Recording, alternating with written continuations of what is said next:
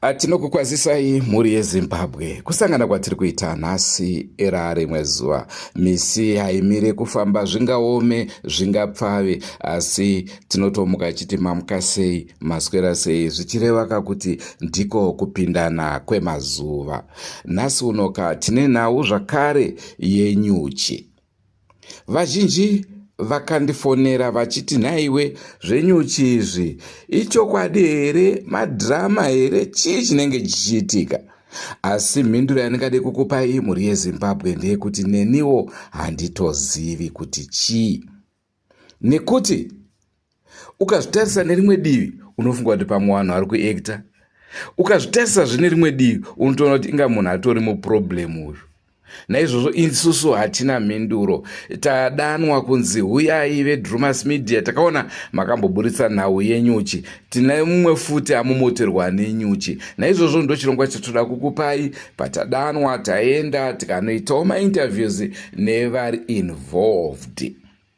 Naizvozvo chachikumbiro kwamuri mhuri yeZimbabwe kuti kana muine mibvunzo yamunenge muinayo zvisiri kunzwisisika, isai mucomment section kuitira kuti mangwana zvakare tikazowana patinodanirwa nhau yakadai so tinge tichikwanisa kuadresa maareas ese, tigoziva kuti ichokwadi here kana kuti tinenge tichinyeperwa. Asi pari zvino nhau yatinayo ndeye musikana akaba mari ndokumomoterwa nenyuchi. Rangu zita ndinonzi Andrew Neshamba. Senguva dzese mhuri yeZimbabwe tinokurudzirai kusubscribe kuDrumas Media. Drumas Media, taking you to another level.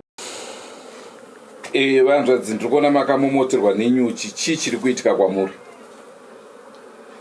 Inini ndakaba mari wandaishanda.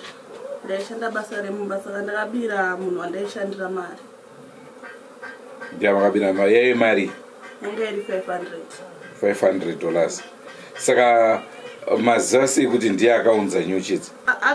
Vakafonerwa, vakashaya mari yavo handiti. Ivo vakambofonerwa kumusha, kwakane ndakatora mari nokudaita sei ndoenda kumusha.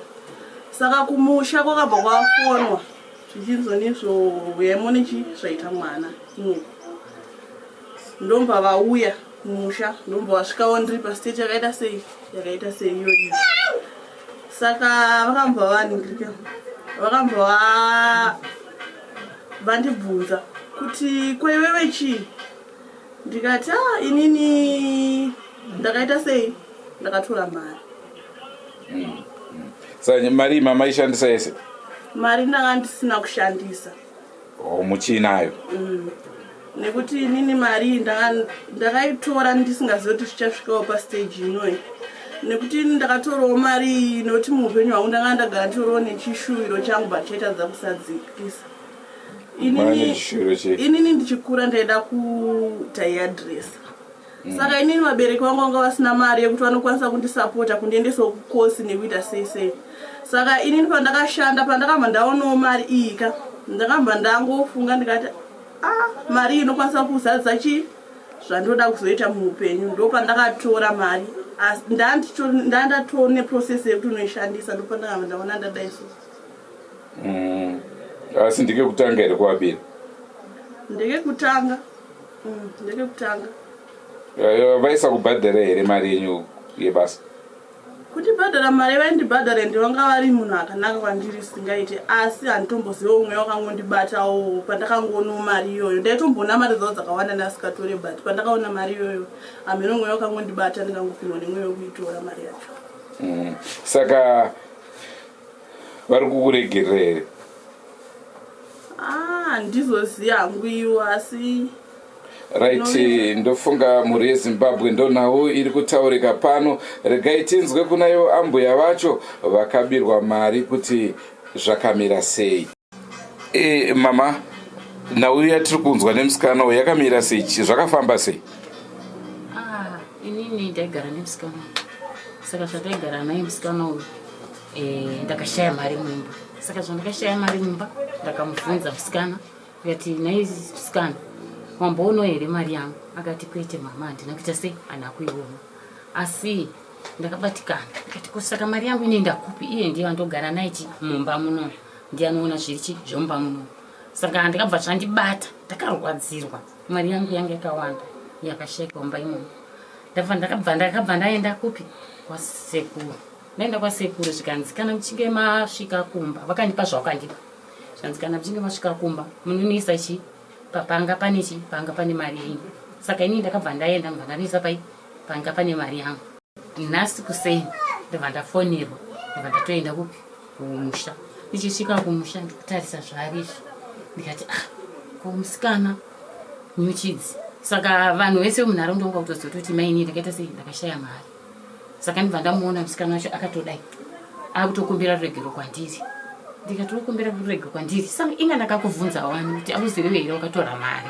Ini ndinoenda kuchechi, handina mwoyo wakashata, asi zvakandipa kuti ndiende kwasekuru nekuti zvakandibata mari yakandirwadza. Saka pandakaenda kwasekuru wakabva mundiudza izvozvo kuti munonesa zvamunesa pane mari yenyu, ndobva ndaisa panechi papane mari yangu. Saka musikana ndo zvasangana nazvo nekuti inini ndakaenda kwasekuru zvakakonzesa taita mari yangu inini ndiri kuita sei, ndiri kuida amene kuti iye achaitawo sei. Pandataura naye anenge achinayo ndizvo musikana unayo mari ndinokwanisa kuwadzosera.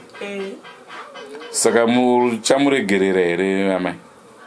Inini ndinokwanisa kuti ndinomuregerera, but ivo ndivo vanofanira kuzomuregerera. Ini mari yangu kana ndichinge ndaiona aiwa ndinotenda mari yangu ndoya ndiri kuda.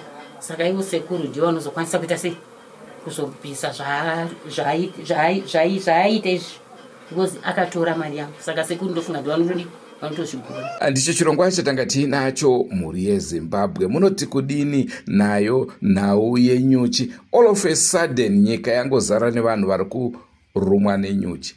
Chii chakadaro? Andrew Neshamba signing off. Don't forget to subscribe to Drumas Media. Drumas Media, taking you to another level. Goodbye, my friends. Goodbye, my friends. Wakamboonana, tichazoonana nerimwe zuva, hama dzangu. Goodbye, my friends. Goodbye, my friends. Wakamboonana, tichazoonana nerimwe zuva, hama dzangu. Ini ndokwenda kubasa kwangu. Iwe magiwe mkaranga.